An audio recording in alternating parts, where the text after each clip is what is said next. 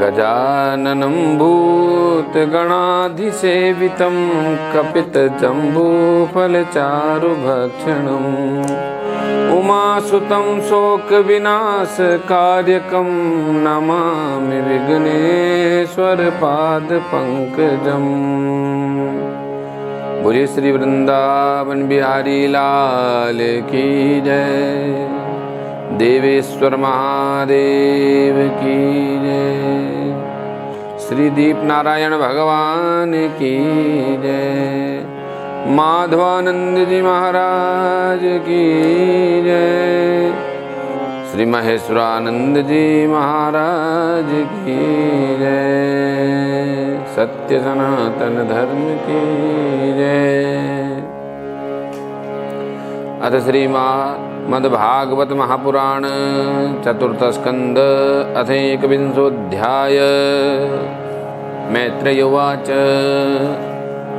मौक्तिके कुसुमस्सग्निर्भिर्दुकुले स्वर्णतोरणे महासुरभिर्धूपे मंडितं तत्र तत्र वे चंदना गुरुस्तोर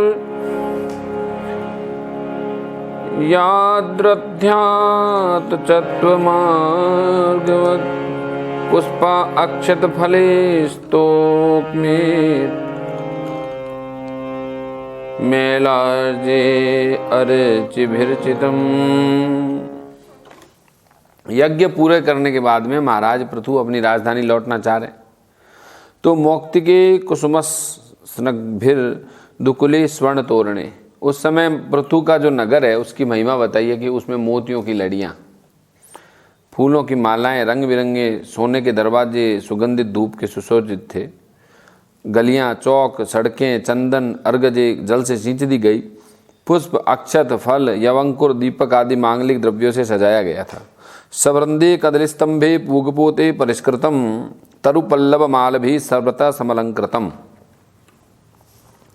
ठोर ठोर पर यानी पग पग पर, स्टेप स्टेप्स पर फूल, फल, गुच्छे, केले के खंभे, सुपारी के पौधे ये सब थे। आम वृक्ष थे, नवीन पत्तों की बंधनवार से विभूषित था। जो पत्ते हैं उनकी बंधनवार बनाई गई। देखिए जितना भी जो सौंदर्य है, श्रृंगार है, अगर प्रकृति है तो बहुत अच्छा है। आर्टिफिशियल तो कुछ अच्छा नहीं है। रंग तो है मगर बुए वफा जिसमें कुछ भी नहीं, न ऐसे फूलों से तुम घर सजाना हरगिज। यानी रंग तो है पर सुगंधी नहीं है। ऐसे फूलों से क्या सजा के बैठे हो, कहने का मतलब ये। तो यहाँ जितने भी जो श्रृंगार किया गया है वो जीवंत चीज़ों से, प्राणवान चीज़ों से किया गया है। सवृंदे कदलीस्तंभे पूगपोते परिष्कृतम तरुपल्लव मालभि सर्वथा समलंकृतम प्रजास्तम दीप बलिभि संभृता शेष मंगले अभीर्य मुष्टकन्याश्च मुष्टकुंडल मंडिता। जब महाराज ने नगर में प्रवेश किया तब दीपक, उपहार और अनेक प्रकार की मांगलिक सामग्री लिए हुए थे। प्रजाजनों ने अनेक मनोहर कुंडलों से सुशोभित सुंदरी कन्याओं ने उनकी अगवानी की। शंख दुंदुर्भिर्घोषेण ब्रह्म घोषेण चार्तिजाम विवशम भवनम वीरम स्तूयमानो गतस्मय। शंख दुंदुभी बाजे बजने लगे, ऋत्विजगण वेद ध्वनि करने लगे, बंदीजनों ने स्तुति गान आरंभ कर दिया। यह सब देखकर सुनकर भी उन्हें किसी प्रकार का अहंकार नहीं हुआ। इस प्रकार वीरवर पृथु ने राजमहल में प्रवेश किया।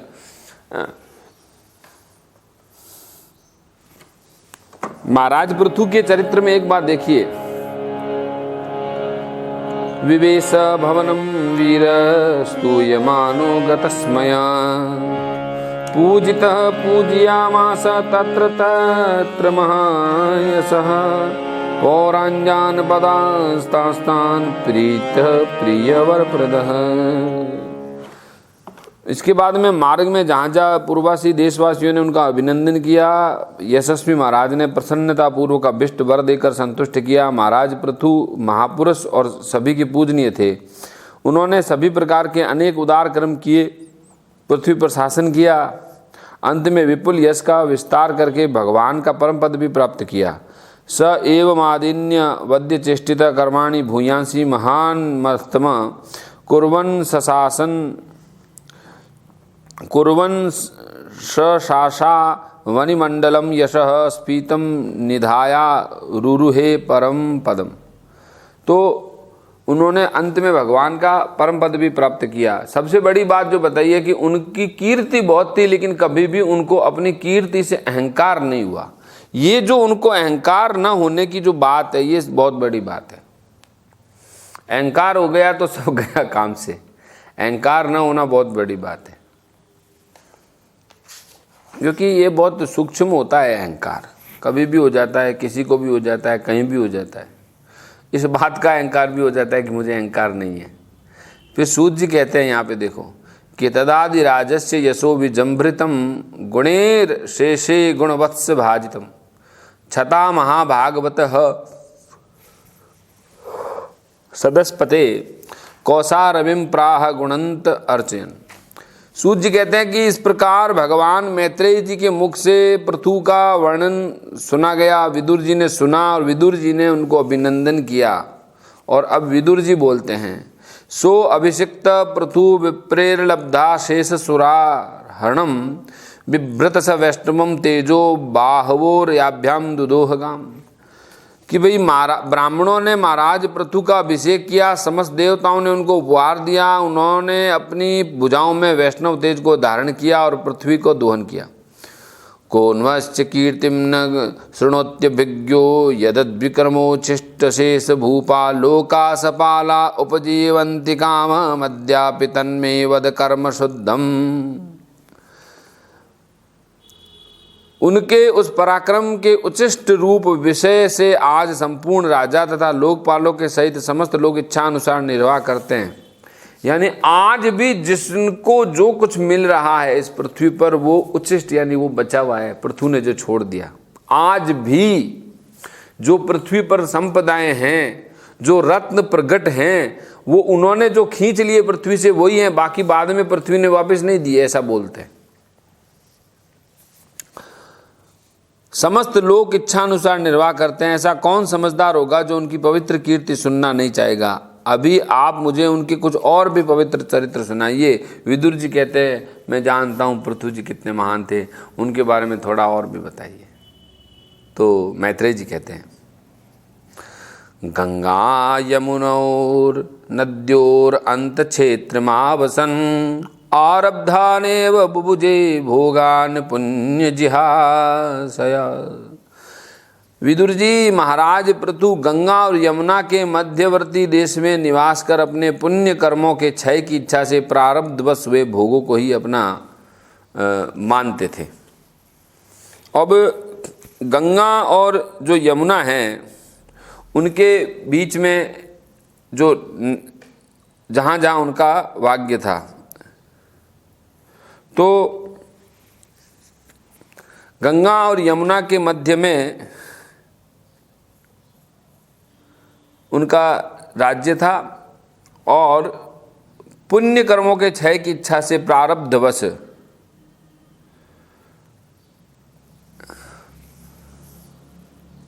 जो भी भोग उनको मिला उन्होंने उसको प्रारब्ध के वश माना, अपने कर्म वश नहीं माना। उन्होंने जो भी उनको मिला उनको उन्होंने प्रारब्ध की इच्छा मानी, प्रारब्ध को बलवान माना, है ना। तो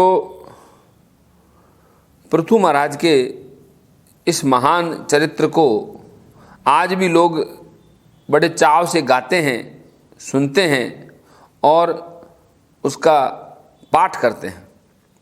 ब्राह्मण वंश और भगवान के संबंध विष्णु भक्तों को छोड़कर 7 द्वीप के सभी पुरुषों पर अखंड एवं अबाध शासन था। ये बात को सुनने की कोशिश करिएगा कि क्या बोले। उनका शासन कहाँ था? ब्राह्मण वंश और भगवान के संबंधी विष्णु भक्तों को छोड़कर, यानी जहाँ जहाँ ब्राह्मण थे, जहाँ जहाँ विष्णु भक्त थे, वहाँ कोई नियम नहीं था, कोई कर नहीं था, उनके किसी भी कार्य में कोई हस्तक्षेप नहीं था। ये महाराज पृथु का राज्य था। भगवान के भक्तों के ऊपर किसी राज्य का शासन नहीं होता है, यदि होता है तो वो राज्य समाप्त हो जाता है, क्योंकि उनके द्वारा अर्जित किए हुए पुण्य से ही राज्य चलता है। इस बात को जो राजा समझ जाता है उसका शासन निष्कंटक हो जाता है, और जो उनको सताता है उनका शासन जो है वो कभी भी निष्कंटक नहीं हो पाता।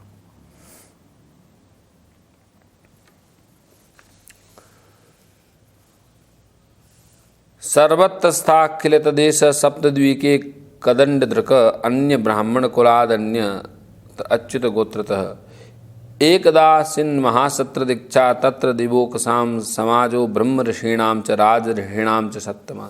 एक बार उन्होंने एक महासत्र की दीक्षा ली। देखिए आजकल लोग सेमिनार्स करते हैं। अब सेमिनार में आप क्या जूता पहन के बैठे हो, ब्रह्म चर्चा कर रहे हो, उपनिषद की चर्चा कर रहे हो, पहले ऐसे नहीं होता था। उन्होंने उस वक्त आज की भाषा में सेमिनार जैसे महासत्र हुआ, उसकी दीक्षा ली, गुरु से आज्ञा ली, समय का विचार किया। अब जब बृहस्पति आदि देवगुरु अच्छे हो तभी ये सब करना चाहिए। और वहाँ एक राज ऋषियों का और ब्रह्म ऋषियों का बड़ा समाज एकत्रित हुआ। तस्मिन् हर्षतु सर्वेषु सर्वचित्तेषु यथारथ उत्स्थित सदस्यों मध्य ताराणाम मुडुराडिव। अब देखिए इस सत्र में क्या हो रहा है, आप देखो कि उस समाज में पूजनीय अतिथियों का यथा योग्य सत्कार किया गया, और उस सभा में नक्षत्र मंडल में चंद्रमा के समान खड़े हो गए। जैसे ऐसे सबके सामने जैसे चंद्रमा नक्षत्रों के बीच खड़ा, ऐसे पृथ्वी जी हाथ जोड़ के खड़े हो गए, और उनका शरीर ऊंचा, भुजाएं भरी विशाल रंग, गोरा, नेत्र कमल के समान सुंदर, अरुण वर्ण, सुगढ़ नासिका वाले ऐसे महाराज पृथु मुस्कान सहित दंत दिखाते हुए, मुस्कान में ऊपर के 2 दांत दिखने चाहिए, पूरा शरीर पूरे दांत दिखना बेशर्मी का प्रतीक होता है। खाली 2 दांत दिखाई देते हैं वही मुस्कान है। फिर सारे दांत दिखाई देंगे तो फिर अलग होगी कहानी। 2 दांत दिखाई दें इसको मुस्कुराना बोलते हैं। बाकी बेशर्मी में ऊपर और नीचे के दोनों दांत दिखते हैं। अब आप समझो मुस्कान किसे कहते हैं।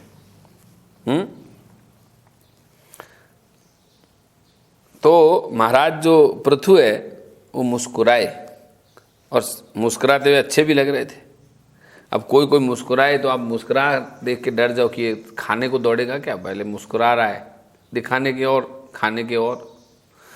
तो पृथु महाराज मुस्कुराए, और उनकी मुस्कुराहट से पूरे जैसे अमृतमय हो गया पूरा वो सभा। तस्मिन् हर्षतु सर्वेषु सर्वचित्तेषु यथारथ उत्थित सदसो मध्ये ताराणाम उडुराडिव प्रांस पीनियात बुधो गौर कंजारुणिक्षण सुनास सुमुख सौम्य पीनांस सुद्विज स्मित। अच्छा, जब ऊपर उनके कंधे मुस्कान, उनकी दंत पक्ति सुंदर थी। अब बताते हैं उनकी देखो व्यूढ़ वक्षा, छाती उनकी बहुत चौड़ी थी, और कमर का पीछे का भाग बड़ा कठोर था, और उधर पीपल के पत्ते के समान सुडोल था। सभी लोग ऐसे बोलते पेट है वो पीपल के पत्ते के समान होना चाहिए। हाँ, पेट को पीपल का पत्ता बताया। और बल पड़े हुए होने के कारण सुंदर भी जान पड़ता था। नाभि भंवर के समान सुंदर गंभीर थी, और शरीर तेजस्वी था। जंघाएं सोने के समान देदीप्यमान था। पैरों के पंजे उभरे हुए थे। व्यूढ़ वक्षा वृत्सोणिर्वल्ली वल्गुद्रोद्र आवर्तनाभिरोजस्वी कांचनो रुद्रपात सूक्ष्म वक्रा स्निग्ध मूर्धज कंबुकंदर महाधने दुकलाग्रे परिधायोपवीय। उनके बाल बारीक घुंघराले काले चिकने थे। गर्दन शंख के समान उतार चढ़ाव वाली और रेखाओं से युक्त थी। वे उत्तम बहुमूल्य धोती पहने हुए थे, और जैसी धोती थी चादर भी ऊपर वैसी थी, एक जैसे ही था, मतलब दोनों वस्त्र ऊपर और नीचे का। अब क्या था, व्यांजिता शेष गात्र श्रीणी में न्यस्त भूषणा कृष्णा जिनधर श्रीमान कुशपाणी कृतोचित। अच्छा, दीक्षा के समय उन्होंने समस्त आभूषण उतार दिए थे। इसी से उनके शरीर के अंग प्रत्यंग की शोभा अपने स्वाभाविक रूप में झलक रही थी। शिशिर स्निग्धस्ताराक्ष समीक्षत समहंतत ऊचुवानिर मुद मुर्विश सद सहर्ष यन्निव। शरीर पर कृष्ण मृग चर्म का हाथ में कुशा धारण किए हुए, इसी से उनके शरीर की कांति और बढ़ गई थी। वे अपने सारे नित्यकृत यथाविधि संपन्न कर चुके थे। राजा पृथु ने मानो सारी सभा को हर्ष से सरोबार कर दिया और शीतल और स्नेहपूर्ण नेत्रों से देखा और अपना भाषण प्रारंभ किया। देखो, यही कैरेक्टर होता है आदमी का कि कोई आदमी आता है, सबको देखता है, प्रणाम करता है, सबको अच्छा लगता है। एक आदमी ने पाँव रखा, पाँव रखते ही जैसे ऐसे हो गया, जैसे सभा में जैसे दूध में किसी ने नींबू निचोड़ दिया, दूध फट गया, जहर हो गया। कोई आदमी बैठता है, उसकी प्रेजेंस, हर आदमी की एक प्रेजेंस होती है, चाहे वो बड़ा आदमी हो चाहे छोटा आदमी हो। ऐसा नहीं कि राजा या प्रधानमंत्री की प्रेजेंस से ही सबको अच्छा लगेगा। प्रेजेंस का मतलब है आपके भीतर चेतना कैसी है, और भीतर की चेतना से ही शरीर का निर्माण होता है। भीतर की चेतना प्रदूषित है तो बाहर शरीर अच्छा नहीं हो सकता। अब ये सब हुआ। राजा पृथु ने मानो सारी सभा को हर्ष से सरोबार कर दिया, अपने शीतल और स्नेहपूर्ण नेत्रों से चारों ओर देखा, फिर अपना भाषण प्रारंभ किया। चारु चित्र पदम सुलक्षणम मूष्टम गूढ़म विक्लमम सर्वे सारा उपकारार्थ तदा अनुवदन्निव। अच्छा, उनका भाषण क्या था? एक तो सुंदर था और विचित्र पदों से युक्त था। मोनोटोनस नहीं होना चाहिए, एक ही जैसा एक ही जैसा एक ही जैसा, नींद आने लग जाएगी। किसी को भी नींद नहीं आती है तो उसको एक ही शब्द को बार बार दोहराओ, नींद आने लग जाएगी। एक ही शब्द बार बार, सो जाएगा आदमी। और एक ही स्वर में, स्वर भी अगर ऊपर नीचे होगा तो नींद नहीं आएगी, और स्वर एक जैसा ही चल रहा है तो नींद आ जाएगी। अब क्या है, पद भी वैसा अलग अलग था, स्पष्ट था, मधुर था, गंभीर था और निशंक था। मन में संकोच नहीं था कि ये कहूंगा तो कोई क्या सोचेगा, बिल्कुल निसंकोच कह रहे थे। मानो उस समय वे सबका उपकार करने के लिए अपने अनुभव का ही अनुवाद कर रहे थे। यानी वो जो भी कह रहे थे उससे जैसे सबका उपकार होगा। यानी शब्द बोल रहे हैं तो किसी को भी नीचा नहीं दिखाना चाहते, है ना। ऐसी वाणी बोलिए मन का आपा खोए, औरन को शीतल कहे और आप ही शीतल होए। यानी सबके मन को शांति मिले, तन को शांति मिले और सभा में भी थोड़ा सा आनंद हो जाए, है ना। ऐसी वाणी बोलनी चाहिए। यदि ऐसी वाणी हम नहीं बोल सकते हैं तो मौन अच्छा है, बोलना जरूरी नहीं है। अगर वाणी से कुछ ऐसा गड़बड़ घोटाला होने वाला है तो बोलो ही मत भैया, चुपचाप हो गए, अपना पतली गली दे के निकल जाओ। आप बोलोगे और बस विवाद शुरू होगा, इससे अच्छा बोलना ही नहीं चाहिए। और बोलो तो कभी किसी का अहित नहीं होना चाहिए। और बोलेंगे हम क्या?